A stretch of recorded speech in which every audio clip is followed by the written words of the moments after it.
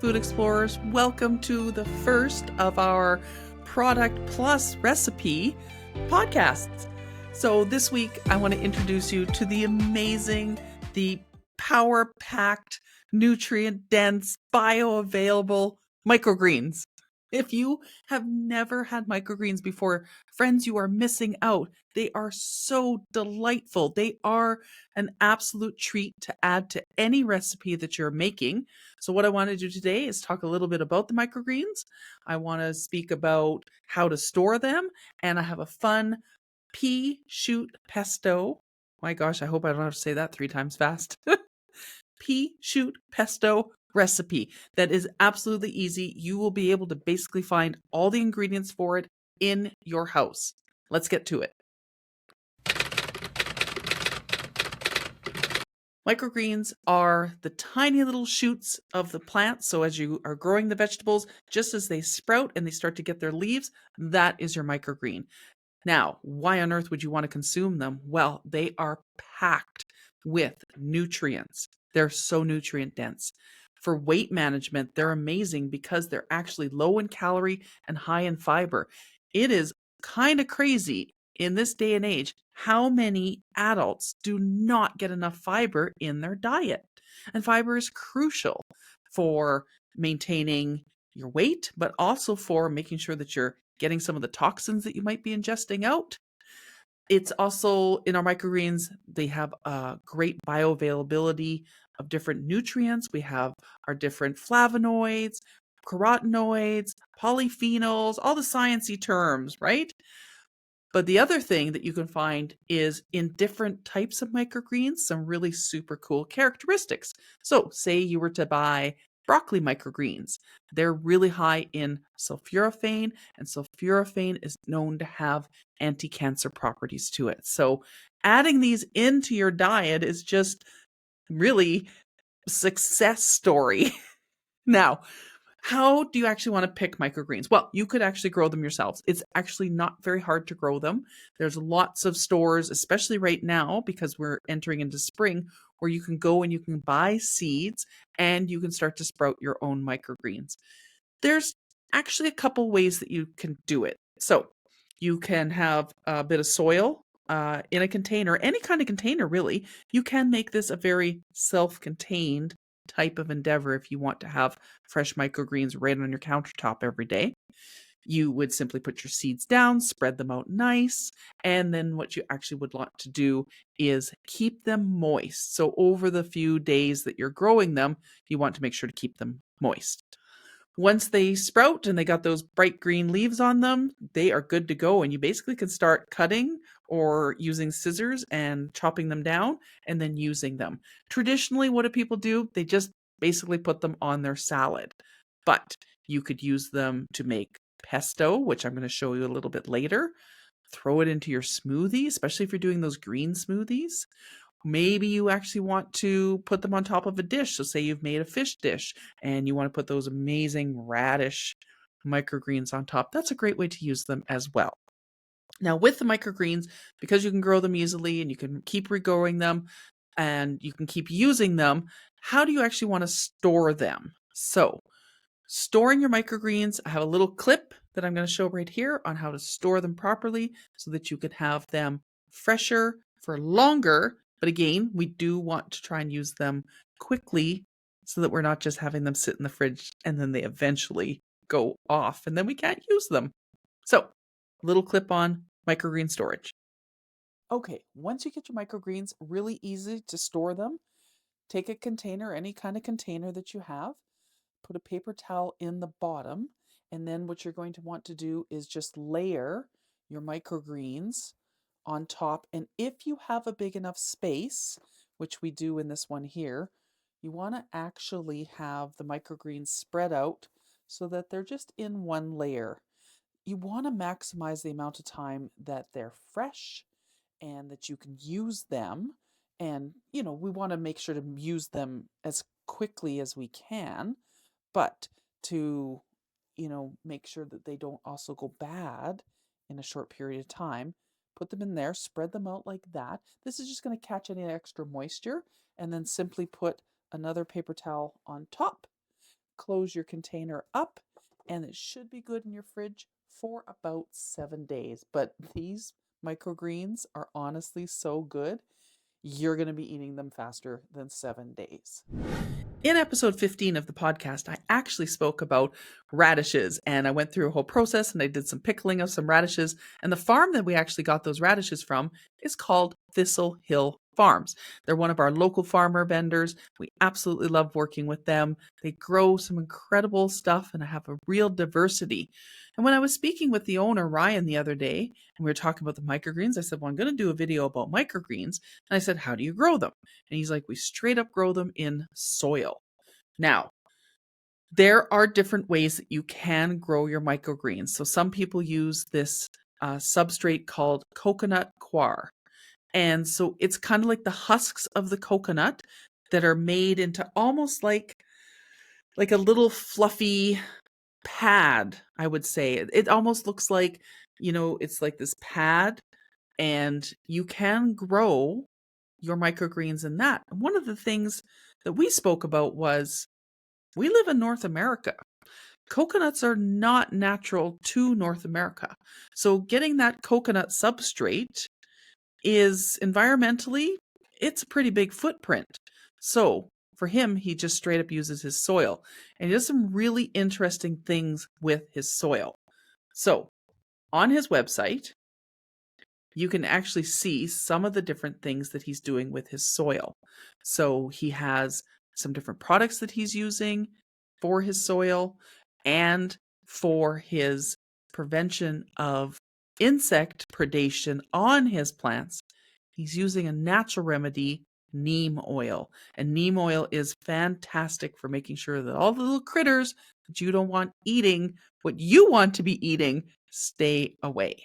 So, a shout out to Thistle Hill Farms for all the cool products that they grow. And I actually can't wait to see what their summer stock at the farmer's market is, because what they have right now in the spring is already amazing. So now, as Ryan said, it is go time. They are planting, they're getting stuff ready. Now, I know in Canada here, we kind of have this superstition, don't plant anything outside until after the May long weekend. But if you do have the opportunity as a farmer to start using things like your greenhouses, that's a great way to get things started. Because our growing season is so short, you can actually get ahead of the game. So check out Thistle Hill Farms if you are actually here in Edmonton and surrounding area. Okay, so we talked all about our microgreens, and we spoke about why they're so good for you. And the thing I really want to convey is microgreens are not just, I put a few things on top of my salad and I eat them. You can do so much with them. So what I wanted to actually show you today was a really super easy recipe for a pea shoot pesto. So we got these amazing pea shoots. So we showed in the last video on how to store them properly. So we're going to make a pesto. The ingredients are very easy. We have the pea shoots. We have our walnuts from our video on activating nuts. So I'll post a little thing somewhere on the screen so that you can link to that. I shop, not always, but I shop at the farmer's market. And we found a new company called Holy Rhino, and they do peppercorn blends. And so we actually have a peppercorn grinder here. So we actually bought in just the package like this to put to the grinder. And so for today, I'm actually using the bourbon blend of their peppercorn. So it was done in bourbon barrels, and it's so smoky. It's really lovely. I have some Malden flake salt and some Evolution olive oil, so both from the Evolution store. And I talked about both those in episode 19, where I talked about olive oil. So both of those fan favorites for me. We have some lemon juice, Parmesan cheese, garlic, and the little bit of citric acid. So I want to keep my greens nice and bright and vibrant. So I'm going to put just a little bit of citric acid. So I do have the lemon juice as an acid, but I'm just going to put a little tiny bit of that at the end as well. And for this recipe, really it's kind of a proportion. So it's like half a cup, half a cup, half a cup. So everything is about a half a cup. And then the pea shoots are a couple of cups. So I'll have the full recipe in the description below so that you can follow along with it. And let's get to it.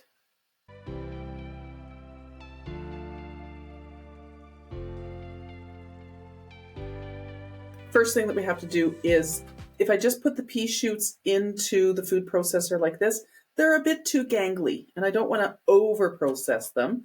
So I'm going to just simply do a rough chop to start with. And I also have a few of the radish sprouts in there. We absolutely love the produce that we get from Thistle Farms, which is our local farmer, one of our local farmers from the farmer's market. So just a quick rough chop. You don't need to chop it down too small, but just small enough because we're just going to use the mini Cuisinart today. Being a chef, I have many sizes of food processors, blenders, and everything else you can imagine.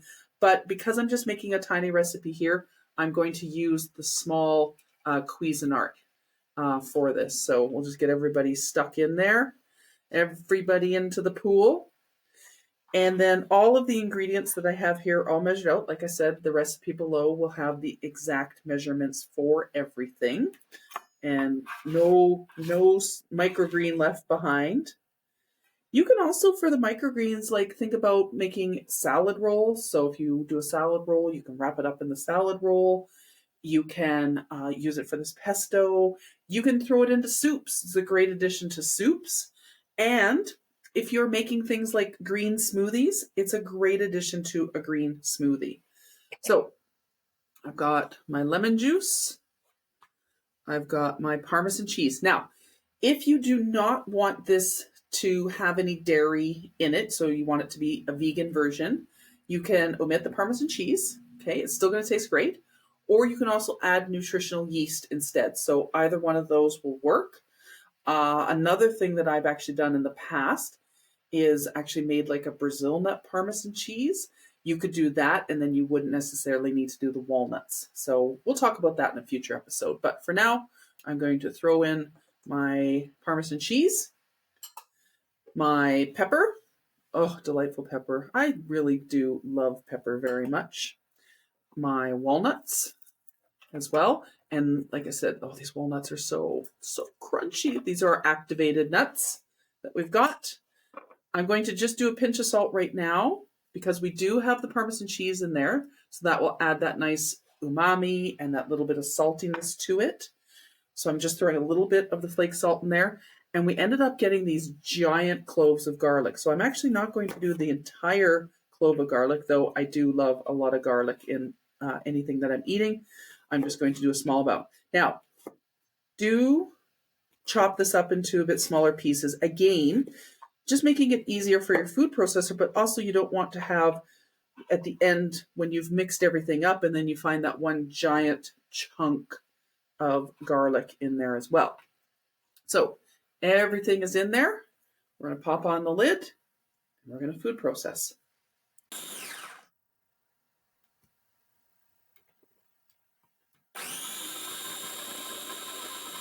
Okay, it's all processed now. It took about 2 minutes total to process. Like I said, fast, easy recipe, which is why I love this one. I am making some roasted vegetables for lunch today. So I'm actually going to put this on my vegetables, but let's see what it looks like. Oh, beautiful. So nice, bright pesto. While I was putting the olive oil in, I did stop the processor for just a second, and I just did a pinch of citric acid in, but this is absolutely gorgeous. I'm excited to eat this. All right, and there you have it. Quick and easy recipe for a pea shoot pesto. Other alternatives that you could do to this is you could actually add in some yogurt if you wanted to make it into like a yogurty dip for your vegetables. This on sandwiches, let me tell you, it's incredible. So if you had like a sandwich with, say you had some smoked meats or something like that, or you could totally do a vegetarian sandwich, whatever you want. It's really versatile. It's going to last for a couple of days in the fridge, but I would use it up as quick as you can. And that's why I like using the mini processor so that I can make a small batch of this so I'm not wasting anything. And I hope you enjoy this recipe. Bon appetit, everyone. The last thing that I want to say about microgreens is really they add a burst of color and flavor and texture to whatever you are making. I always love when I go somewhere and they have those little bit of microgreens on top, because every bite of whatever you're eating is something a little bit different, because those microgreens are so tiny. They really do pack a punch, and I absolutely love having them in the recipes. So if you haven't had a chance to grab some microgreens, what are you waiting for? Get to it, enjoy them. And like I said, this is the first of our product and recipe videos. So I hope you enjoyed it. And if there's any other ones that you want us to actually do, please let us know and we'll make sure to include them. Thanks so much, everyone. Have a great day.